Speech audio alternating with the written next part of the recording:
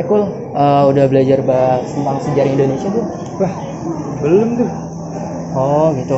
Oke, kita ini dulu ya. Di sana ada teman-teman kita nih. Halo. Woi guys, kita boleh gabung nggak? Boleh dulu. Oh, boleh, makasih. Ngobrol apa nih kita? Kita mau mulai ngobrol tentang politik luar negeri Indonesia pada masa demokrasi terpimpin. Di sini mau jelasin tentang politik luar negeri di masa demokrasi terpimpin. Pada masa demokrasi terpimpin 1959 sampai 1965, politik luar negeri masih bersifat fixed profil yang diwarnai sikap anti-imperialisme dan kolonialisme yang tegas dan cenderung bersifat konfrontatif. Oh gitu, berarti kayak masa dulu tuh masih zaman kolonialisme ya gitu. Nah, pada era itu juga kepentingan nasional Indonesia adalah pengakuan kedaulatan politik dan juga pembentukan identitas bangsa. Oh, ternyata panjang juga ya sejarahnya gitu sampai ke terbentuknya gitu. Terus kalau boleh tahu tentang kayak gimana sih? Oh, aku sih udah baca ya. Jadi latar belakangnya itu kan latar belakang pembentukan politik luar negeri bebas aktif ya. Nah, awalnya itu kan kita Indonesia nih udah merdeka tanggal 17 Agustus 1945. Nah, kita tuh kan mau nyari pengakuan ya ke negara-negara lain yang ada di dunia bahwa kita tuh udah merdeka gitu.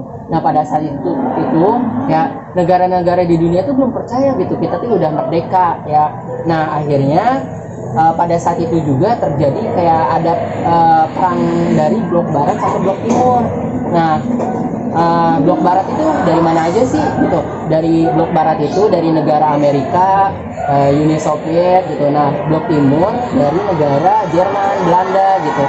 Nah, Indonesia kan mau mencari pengakuan kemerdekaannya ya gitu ya. Nah, pada saat itu pula Indonesia didesak karena mau milih blok barat atau blok timur nih gitu supaya diakui gitu kemerdekaannya. Nah, pada saat itu Indonesia kayak gak mau memilih gitu, takutnya nanti terjadi kayak panas gitu situasinya, iya gitu, perpecahan juga. Nah, pada saat itu Indonesia tetap mempertimbangkan gitu mau milih apa, dan ternyata Indonesia tetap memilih untuk jadi negara satu gitu. Jadi intinya tidak memihak ke siapapun gitu. Jadi Indonesia tetap gitu, nah netral gitu, iya gitu, supaya tidak terjadi perpecahan aja gitu. Nah, pada saat itu pula ya, negara-negara di Asia juga karena memang Indonesia tidak memihak siapapun, akhirnya Indonesia mulailah dikenalkan kemerdekaannya gitu. Nah, pada saat itu pula Indonesia juga lahir politik luar negeri bebas aktif gitu sih. Jadi itu kalian udah belajar tentang apa aja? Nah, kebetulan aku tadi belajar tentang politik luar negeri Indonesia pada masa parlementer. Nah, jadi pada politik luar negeri Indonesia pada masa parlementer itu lebih ditujukan untuk melawan segala bentuk penjajahan dari dunia. Lalu juga Indonesia tuh ingin memperoleh pengakuan internasional karena proses dekolonisasi, lalu juga untuk mempertahankan dan menciptakan keterlibatan dunia dengan politik bebas aktifnya. Jadi ya pada waktu itu Indonesia berusaha keras untuk mendapatkan pengakuan dunia internasional dengan cara diplomasi. Oh gitu. Kalau Nisrina udah belajar apa? Boleh sharing-sharing dong. Aku mau nambahin tentang demokrasi politik luar negeri Indonesia masa demokrasi terpimpin ya. Jadi waktu itu tuh Presiden Soekarno memperkenalkan politik doktrin baru yang berkaitan dengan sikap konfrontasi penuhnya terhadap imperialisme dan nasionalisme. Doktrin itu mengatakan bahwa dunia terbagi menjadi dua blok, yaitu blok Old Post, yaitu Old Embracing Forces, dan New Post, New Emerging Forces. Soekarno juga menyatakan bahwa ketegangan-ketegangan di dunia pada dasarnya akibat dari pertentangan antara kekuatan-kekuatan dari blok lama yaitu Old Post dan kekuatan-kekuatan yang baru bangkit yaitu New Post. Imperialisme, kolonialisme, dan neokolonialisme merupakan paham-paham yang dibawa dan dijalankan oleh negara-negara kapitalis barat. Jadi agak rumit juga ya kita Indonesia gitu ya, udah mah dijajah gitu. Iya. 350 tahun. Jadi udah merdeka tapi nggak sepenuhnya merdeka juga. Iya, perjuangan Ya, gitu ya. tapi dulu kan kita harus butuh pengakuan dari orang lain. Masih dijajah juga tapi beda. Dijajah negara Nah, sendiri. gitu ya. Oh ya, kalau Pak Riko udah belajar apa aja nih? Belajar politik luar negeri Indonesia di era reformasi. Jadi pada masa awal reformasi yang dimulai oleh pemerintahan Presiden B.J. Habibie itu, pemerintah Habibie disibukkan dengan usaha memperbaiki citra Indonesia di kancah internasional yang sempat terpuruk sebagai sebagai dampak krisis ekonomi di akhir era Orde Baru pada zaman Soeharto dan kerusuhan pasca jajak pendapat di Timur Timur. Jadi Timur Leste itu ingin memisahkan dari Indonesia karena Timur Leste itu dulunya bagian dari Indonesia kan. Sempat ada konflik dengan Presiden Soeharto karena Presiden Soeharto yang bersikukuh bahwa Timur Leste tetap menjadi Indonesia, tapi dengan kebijakan yang dimiliki oleh Pak Habibie ya dibiarkan bahwa Timur Leste itu menjadi merdeka. Nah, setelah itu B.J. Habibie pun menarik simpati dari dana moneter atau yang biasa disebut IMF, International Monetary Fund dan Bank Dunia untuk mencairkan program bantuan dan untuk mengatasi krisis ekonomi.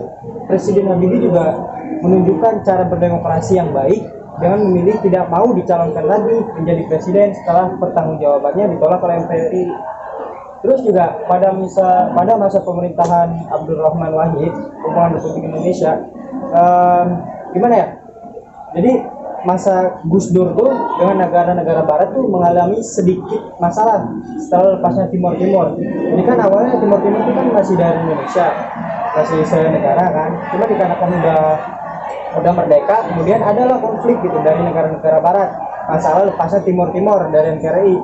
Terus juga Gus Dur ini punya cita-cita kembaliin citra Indonesia di kancah internasional. Gimana nih supaya Indonesia itu di mata negara tuh biar nggak buruk gitu kan, Baik-baik aja lah gitu ya. gitu kan. Makanya akhirnya Presiden Gus Dur pun inisiatif mulai dengan dia tuh kunjungan ke luar negeri gitu secara konstan. Untuk apa? Untuk mengangkat isu-isu domestik dalam setiap pertemuannya dengan setiap kepala negara yang dikunjunginya. Terus juga termasuk dalam hal ini selain isu Timur Timur itu kan ada soal integritas teritorial Indonesia seperti kasus Aceh, terus Papua dan isu perbaikan ekonomi.